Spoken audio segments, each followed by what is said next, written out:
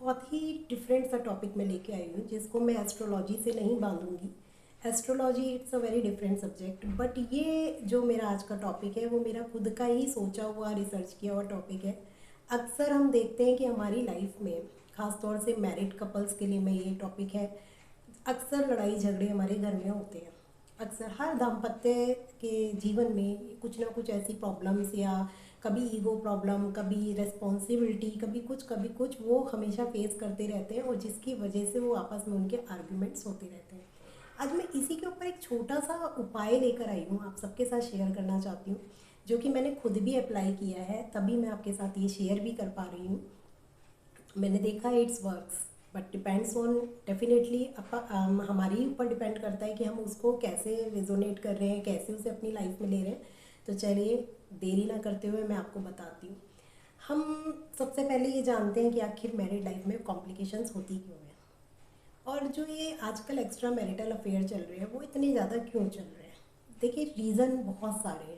हर किसी को, हम सबको पता होते हैं कि आखिर रीज़न क्या होते हैं। रीज़न ये होते हैं, सबसे पहला जो होता है, वो सबसे पहला रीज़न है रिस्पॉन्सिबिलिटी।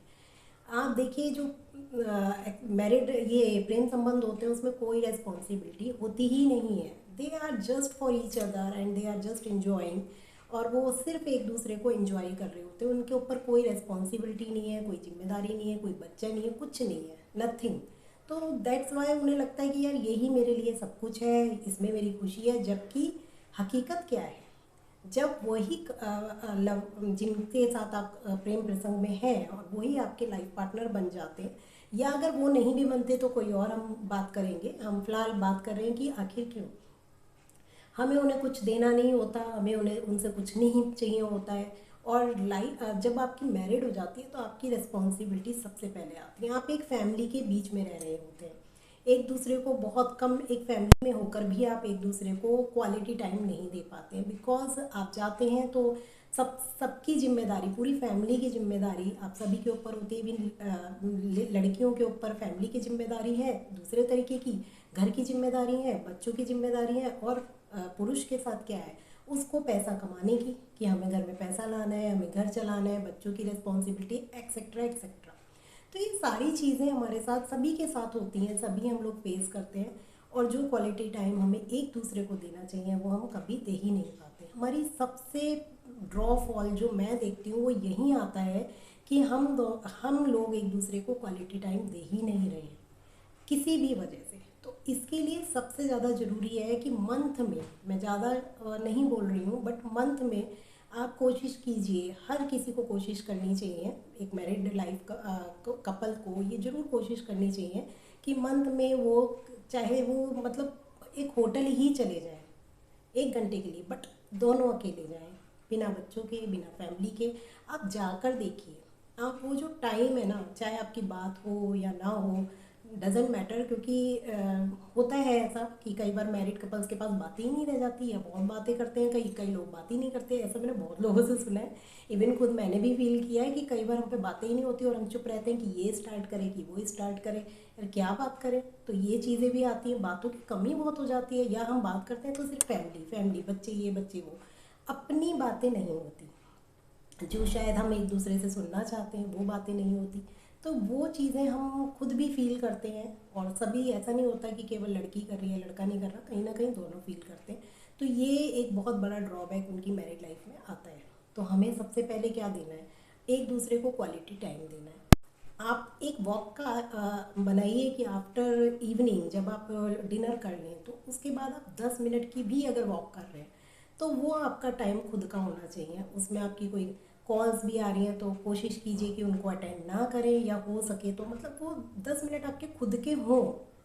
क्योंकि अक्सर देखा है, वॉक तो कर रहे हैं लोग, लेकिन क्या कर रहे हैं, एक पार्टनर अलग फ़ोन पे लगा है, दूसरा पार्टनर अलग फ़ोन पे लगा है। ये फ़ोन भी सबसे बड़ी दूरी की जड़ है क्योंकि हम पास तो बैठे होते हैं पर पास नहीं होते हैं। तो ये भी एक मैंने नोटिस किया, जो जो चीज़ें मैं नोटिस करती हूँ वही मैं आप सबको के साथ शेयर कर रही हूँ। तो इस चीज़ को भी हमें देखना है कि पूरा दिन होता है हमारे पास, हम पूरा दिन उस चीज़ को एंजॉय कर सकते हैं, बट वो जो 10-15 मिनट का टाइम है जो आप अपने हस्बैंड और हस्बैंड अपनी वाइफ के साथ स्पेंड करें, उसमें आप खुद देखेंगे कि आपका रिश्ता बहुत मजबूत हो रहा है धीरे धीरे करके, क्योंकि हर चीज़ की जो चीज़ होती है वो धीरे धीरे ही चलती है। अब मैं जो आपको बताना चाह रही हूँ, उस लड़ाई झगड़े से हम कैसे निजात पाएँ, मैं उस बारे में बात करना चाह रही हूँ, जो मैंने खुद भी अप्लाई की। ये शायद फ़नी भी लगेगा बहुत लोगों को, बट इट वर्क्स। कई बार हम बिना बात के झगड़े करते हैं, हमें नहीं पता होता हमें गुस्सा क्यों आ रहा है और हम करने लग जाते हैं। हो सकता है कि गुस्सा कहीं और आ रहा है और हम उतार कहीं और रहे हैं, क्योंकि जो हमारे सबसे करीब होता है, अक्सर हम गुस्सा भी तो उसी पर करते हैं ना।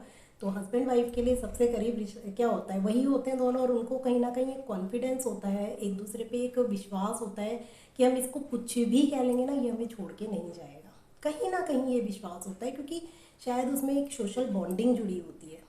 शो और बच्चे जुड़े होते हैं जो हम दोनों को एक दूसरे से जोड़ते हैं। इसलिए कहते हैं ना, बच्चे होने के बाद पति पत्नी एक हो जाते हैं, और ज़्यादा एक हो जाते हैं, क्योंकि वो कहीं ना कहीं बच्चों का भी उन्हें सपोर्ट मिलता है कि हमें इन बच्चों की वजह से साथ रहना है।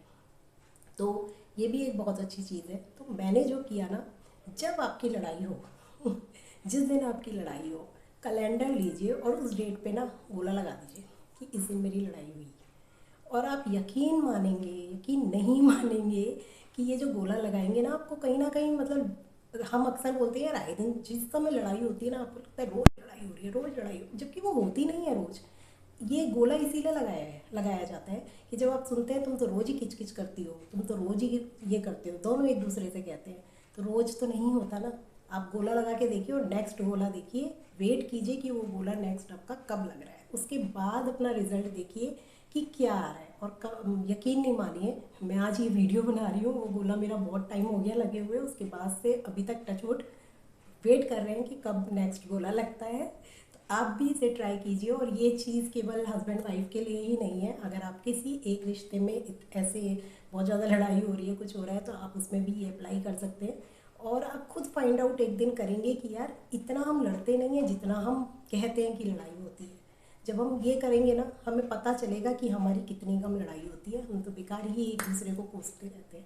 और डेफिनेटली जो जो चीज़ें मैंने बताई हैं, ये तो मैंने छोटे छोटे एग्जांपल दिए हैं। क्वालिटी टाइम दीजिए एक दूसरे को, बहुत ज़रूरी है। क्योंकि हर जगह फैमिली, बच्चे, सब कुछ है, हम उनके साथ 24 घंटे स्पेंड करते हैं, बट क्या आप दोनों एक दूसरे के साथ थोड़ी महीने में या 1 या 2 दिन भी स्पेंड नहीं कर सकते? तो शायद फिर आपके एक अंदर कमी आने ही लगेगी, और हर इंसान दूसरी जगह भागने लगता है जहाँ पे उसे क्वालिटी टाइम मिलता है। तो इसी वजह से एक ही दूसरे को क्यों ना क्वालिटी टाइम दीजिए और रिश्ते को मजबूत करना शुरू कीजिए। नमस्कार।